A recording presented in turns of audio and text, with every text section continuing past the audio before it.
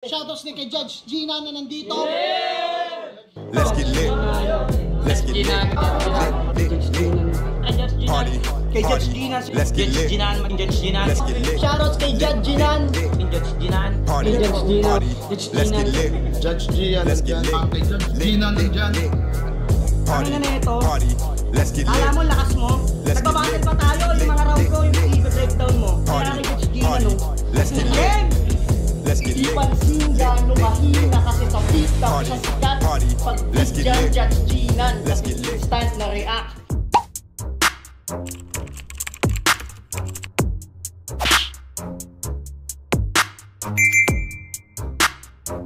In the yeah, put 'em in the yeah, yeah, yeah. If you feeling real good, put your hands in the yeah, put 'em in the yeah, yeah, yeah. If you feeling real good, put your hands.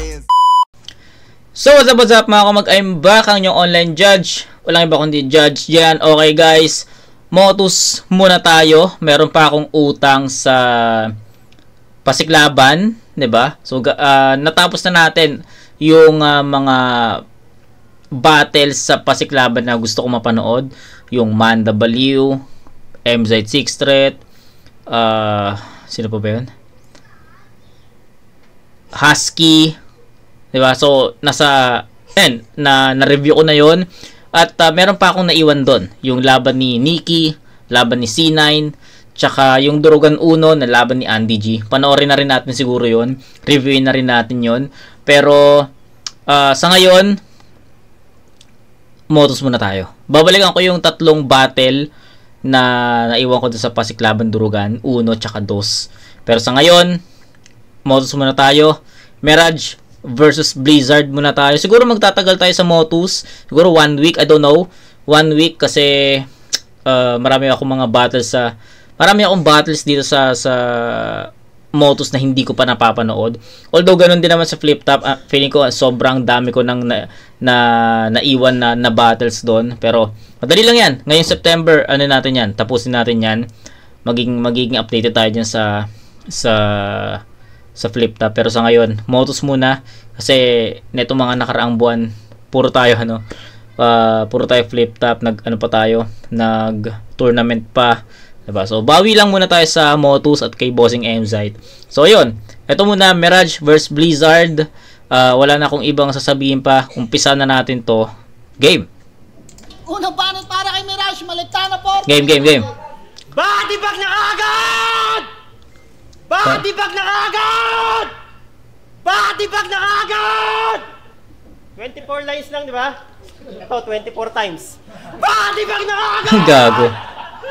Body bag na agad! Body bag na agad! Gago. Ay, doon ka lang sa X. Body bag na agad! Gago. Ano yun? Ito. Meron pa akong 7 minus 24. 16. 17 pa. Body bag na agad! Body bag na agad! Kaso wag na! Si Blizzard ka pala? Yung mahilig magtanong ng idol! May Gcash ka pa ba? Taga Flatway pero sa Motus masipag. Palipat ka kaya. Ginawa mo ng bahay to porket yung bahay nyo nasira sa baha. Magaling to si Blizzard. Di lang halata. Kahit sa liga salihan, mabisa mga pa. Yung gutom sa battle, kitang kita talaga. Pagka-deliver pa lang, yung mga pizza nawala. Yun ang dahilan ba't binubuli ka ni Master. Bulbuling ka na, nahuhuli ka pa, nangungupit ng pagkain. Totoo na to, di na to hangin. Wala kang patawad kahit yung tubig sa gripo ng galing. Dapat nung ka bumabattle sa Pulubi Got Talent. Wait lang. Kasi ginagawa mong... May standing ba kanina? Ano standing ni Mirage? Wait lang guys, balik lang ako ng saglit. 4 minutes 5 kanina. Ano score? 6-0. 6-0 pala si Mirage. Okay. Si Blizzard, Hindi ko napansin eh. Hindi ko napansin kanina ko 4 4-5. Okay. Game. Bigat talent. Game. Kasi ginagawa mong ice water, yung prime water. Sanay ka sa madumi, kitang-kita naman sa style pattern. Konting araw pa, malapit ka na mag-ising Mask Rider. Black. Pag taga Rizal daw, purong Pinoy. Nababasa ko sa kwento. Puki ng mga negra. At naglalabas ang mga negro. Kung may plato na takeout, ito plato na bento. Negro tapos terno sa damit, take no. Take note, hindi ka pa naka-color pula. Take note, yung mga damit mo parang botohan. Hindi ka pumipili ng tama. Naglalaban yung mga kulay. Parang political drama. Damit pa lang, di na kaya itugma. Huwag ka na umisip ng bara. Alam mo bagay sa kutis mo. Pampadumi ng puti na pajama. Pampaputi ng puti na... Pampadumi ng puti... Pampadumi ng puti na pajama. Gusto mo sumikat, maging idol. Sinusundan ka ng masa. Ulit. Gusto mo sumikat, maging idol. Sinusundan ka ng masa. Dapat ang mga sinusuot mo, imburnal sa kalsada. Kasi, ikaw ang patunay sa battle rap, huwag lang hihinto. Merong pag-asa. Kasi sa underground, di lang puro ginto. Merong pang grasa. Okay. Kay Mirage, no? Di ko alam kung yung panimulaan niya na yung body bag na kaagad. Di ko alam kung sinadya niya yun or what, pero sa tingin ko ang laki nung naging epekto nun sa round 1 bilang panimula, 'di ba? So parang ilang beses niya sinabi yun. Sabi niya 24 lines lang, tapos 24 daw na gano'n. So para sa akin hindi naging gano'n naging gano'n ka-effective yung gano'ng panimula. Medyo nasayangan ako doon. Although di naman pasok yun, di ba? Di naman pasok yun sa sa sinasabi ng 24 lines. Pero hindi lang siya nakatulong para makuha yung momentum, di ba?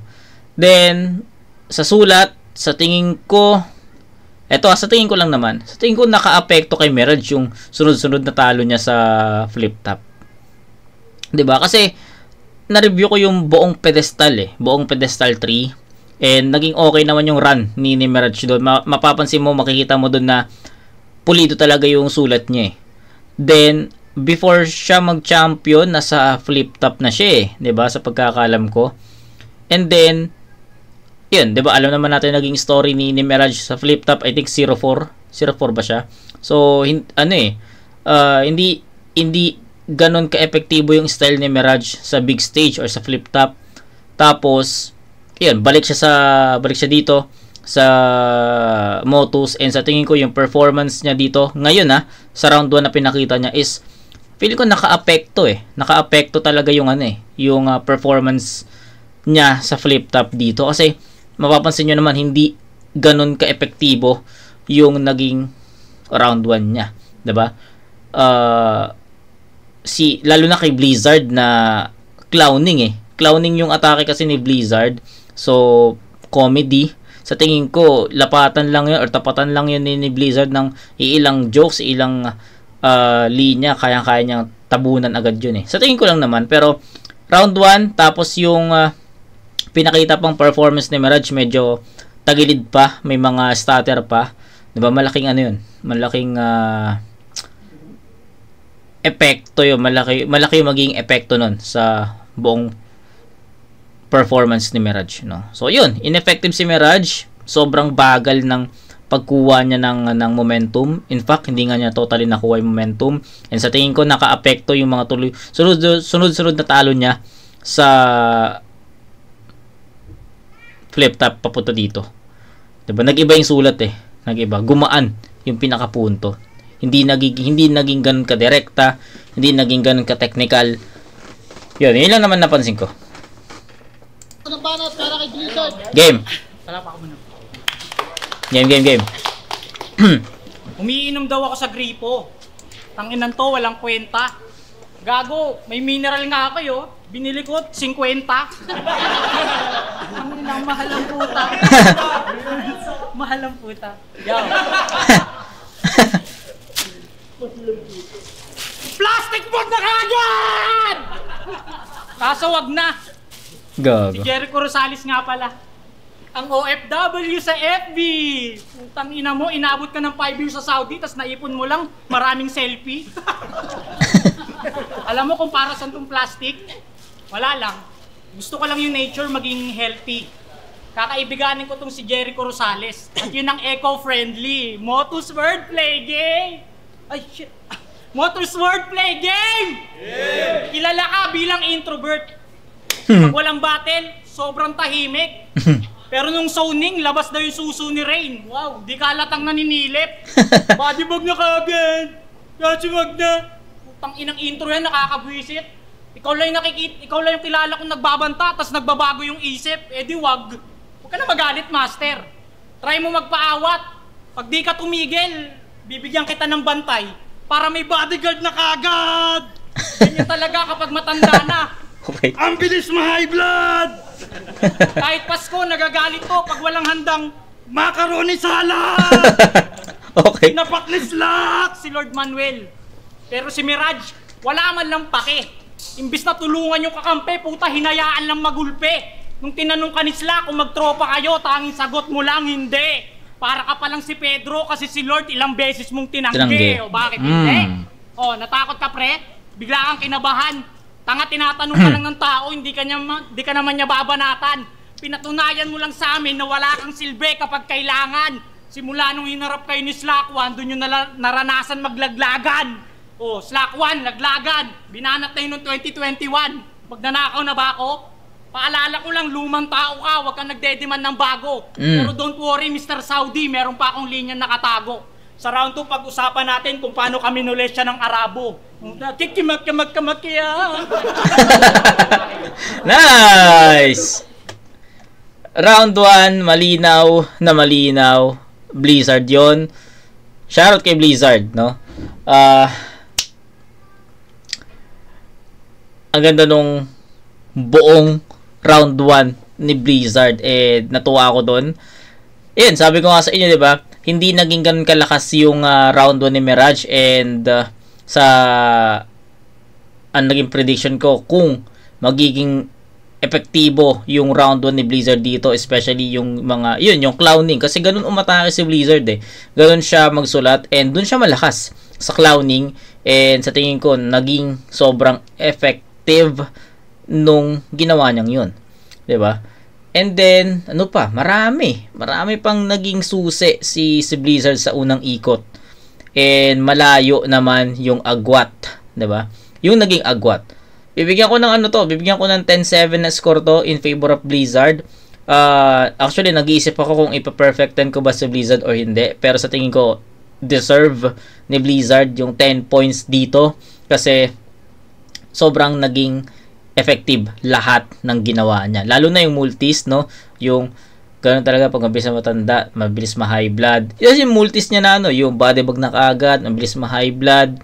'Di ba? Ang ganda nung tahi niya doon, kaya props kay Blizzard sa ginawa niyang 'yon. Solid 'yon and malinaw kay Blizzard 'yon. Ang laki ng agwat. Game round 2. Blizzard 'yon. 10-7. Round 2. Game. Dami mong alam. Yung tubig mo sa mineral water, sinalin mo lang yan. Gago. Tapos, dinadamay mo pa si Lord Manuel, sinapak ni Slack 1. Tanga, parehas yung sila nagsuntukan. Masaya. Saka, tahimik lang ako, pero ako nagbati doon sa dalawa. Tanong mo pa kay Slack. Okay, round 2 na. Teka, may papakita mo na ako. Yung props dito eh. Ayun eh. Yan. Patayin niya, boss.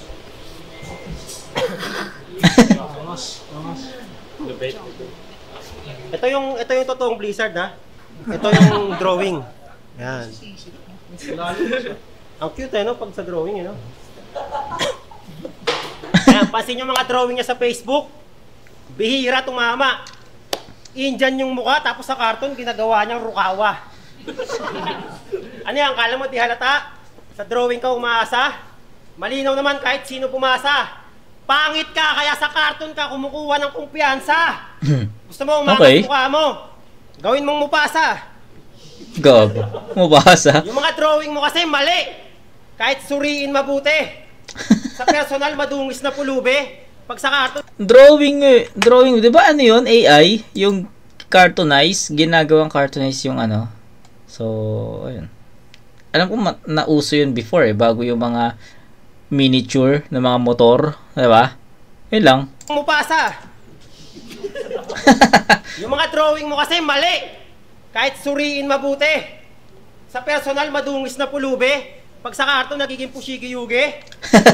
Pushigi-yugi? Gusto maging cute, huling-huli. Kaso lang, mas cute pa sa'yo yung mga bulbuli na puke.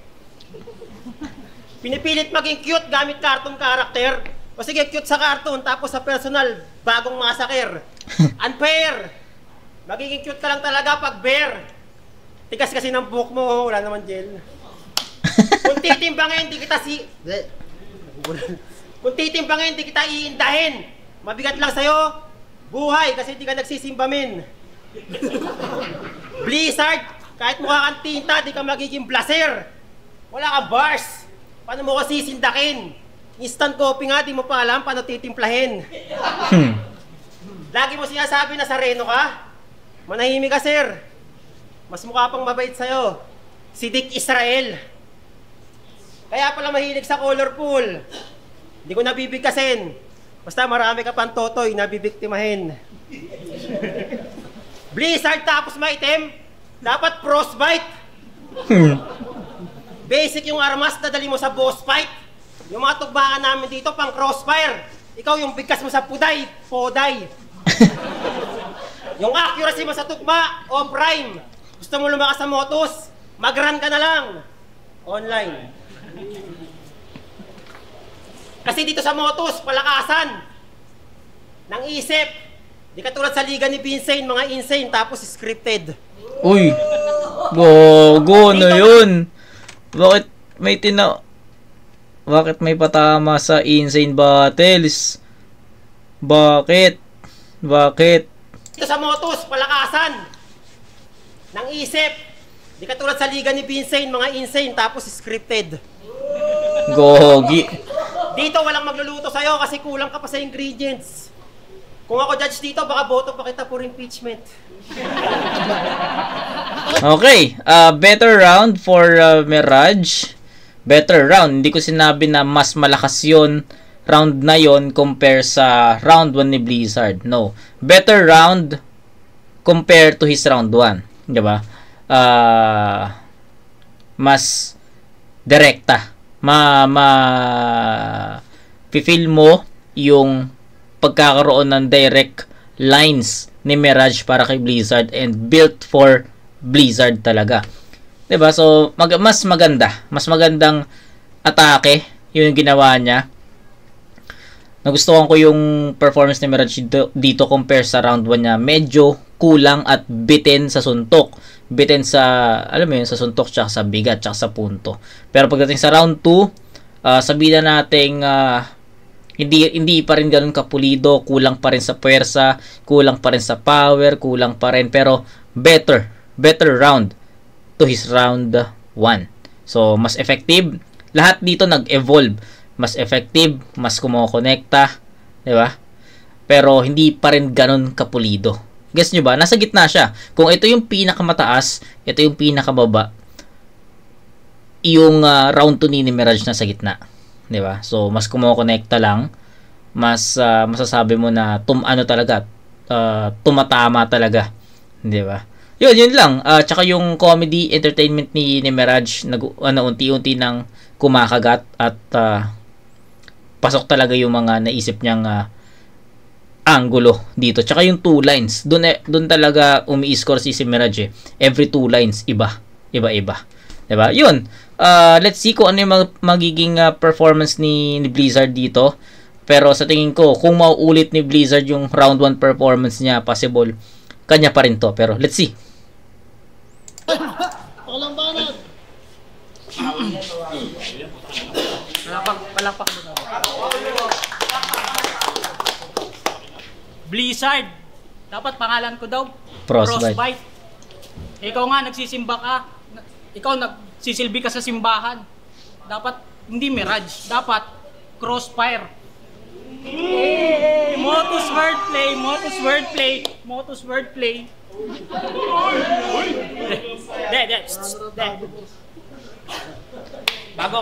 Seryoso.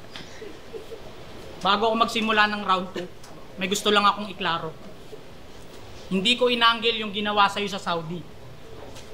Kasi marangal ka doon nagtrabaho. Kaya mapunta tayo sa mga battle ni Master. Pansin nyo, lagi siyang gumaganon. Paulit-ulit, napakalabo. Atras, abante. Atras, abante. Puta, ganun ka kinantot ng Arabo. Oo, hinalay ka ni Abdullah Salsalani. At ikaw ang kanyang first time. Nagkaroon ka ng scandal sa Saudi, talagang kumalat pa worldwide. Yung ginawa sa'yo ni Abdul Master, hindi yung dog style. Meron kang bold, tapos sa Arabic. O ang tawag doon, phone style. Motus wordplay. Putay mo!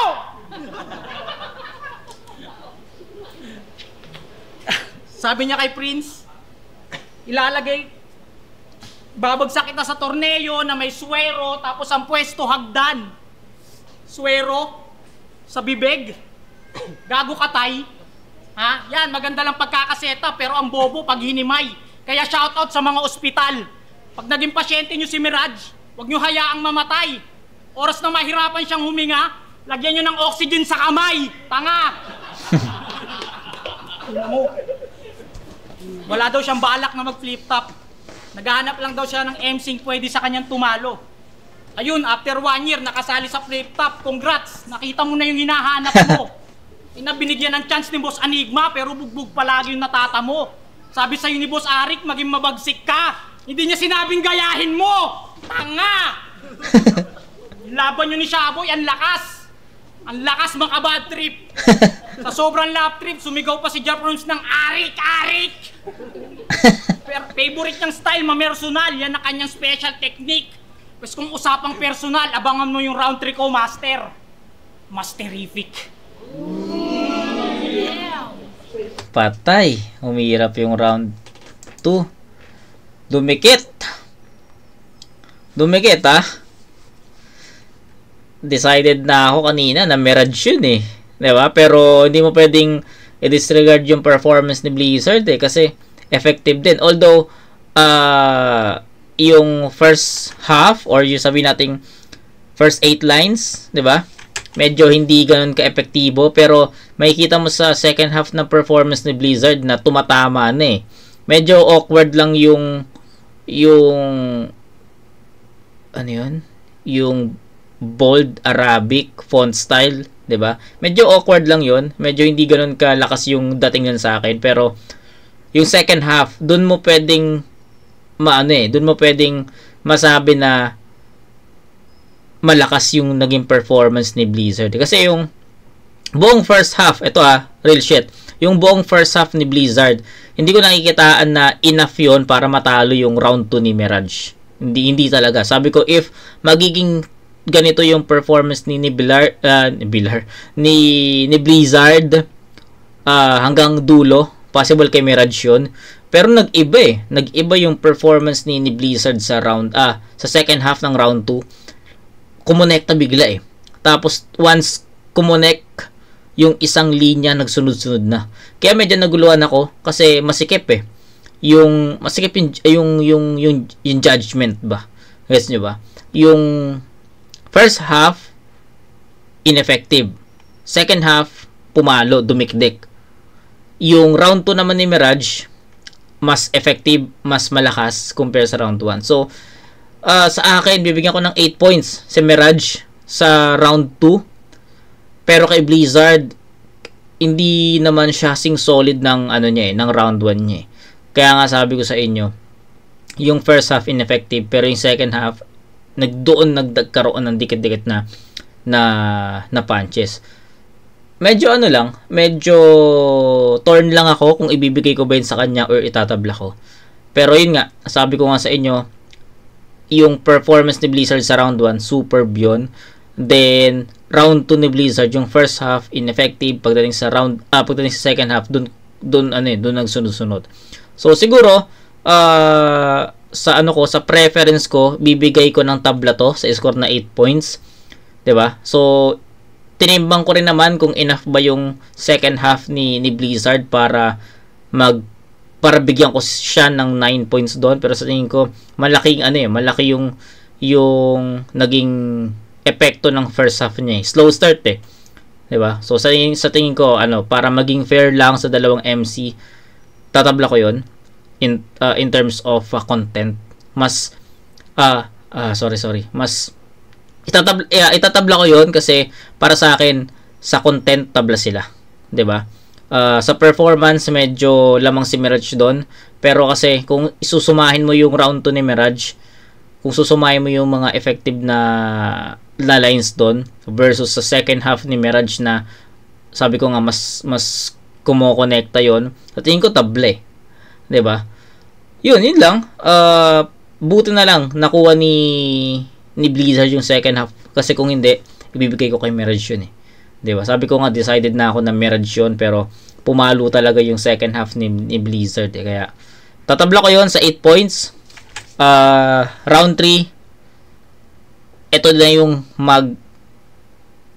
magbibigay sa atin ng tamang decision, yung round 3. Kaya pakinggan natin to. So score 15 to 18 in favor of Blizzard.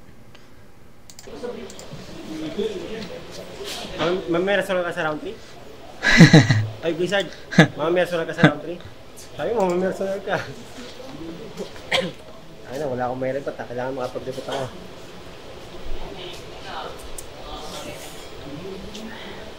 Sige, una na kita. Mag-i-rep. Ito na yung repot ko sa round 3 mo.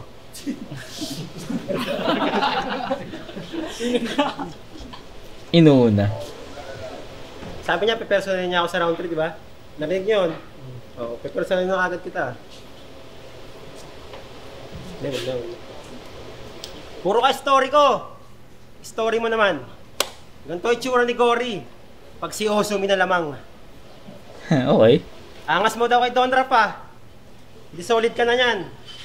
Kaso pag sapakan na daw, nagsasorry ka na lang. Huwag ka kasi manghihila ng durag. Para sa Angono, di ka inaabangan. Kinatawan ng Rizal, pero sa Angono Rizal, kinakatawan. Bate lang kasi, tapos manghihila ka ng durag. Ang tawag doon, kupal. Tapos si Donra pamali pag umabot sa suntukan. Yung pagtanggal ng durag, patunay na yung rap, di mo true love. Di ang ginagawa ng mga hayop sa gubat. Ano ba kasunod doon? Sabi nga nila, ang respetadong kupal, makikita sa sulat. Itong mga nanghihila pababa, wala, mahihina ang utak. Kasi, ang tunay na MC, yung hip-hop inaangat. Kaya may future ka kasi ikaw yung hinaharap sa mga battle rapper na tinatamad. Kasi mapagbigay na ako ngayon, ako pa naghahanap sa mga inaanak. Ito, sobrang gigil, pati si Smoothie, hinaharas. Gina G pag may battle, kala mo siya bubuhat ng liga. Poster pa lang, nakashare na buong pamilya. Abangan nyo battle ko. Itatag pa si Enigma. Oy, puro ka share, tas di ka naman nagsishare sa pizza. Sa totoo lang, walang Blizzard sa Pinas. Isa ang fake news. Ultimo ka mag-anak mo, nire-report ka sa Facebook. Ang yabang nung sa flip top nag-debut. Ginawang kagad ng fanpage yung asawa at anak, pati nephew. Pinatay ka na ni Jesu na kung pang mag-resu. Pues kalaban mo ngayon, venue. Kasi biyahe pa lang, talo ka na, tapos talo ka pa, puta, buy one, take two. Yung sapatos mo, nabay mo sa Temo. Tapos ng battle, bawal mag-shoutout, bawal mag-thank you. Sa battle rap, malayo palalakbayin mo. Pero pag gusto mo tumagal, sabi nga nila, dumaan ka sa Fairview. Time. Okay. Laylay, no? Laylay yung performance ni Mirage. Hindi ko alam kung anong problema, anong ginawa ni Mirage, ba't hindi siya naganda. Pero wala eh. Laylay yun. Malinaw na laylay yun. Round 3 ni Blizzard. Pakinggan natin to. Last na to.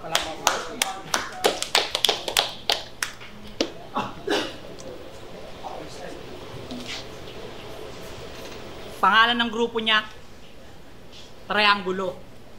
Ang pundasyon ng mga hinirang. Triangulo ba si Mirage?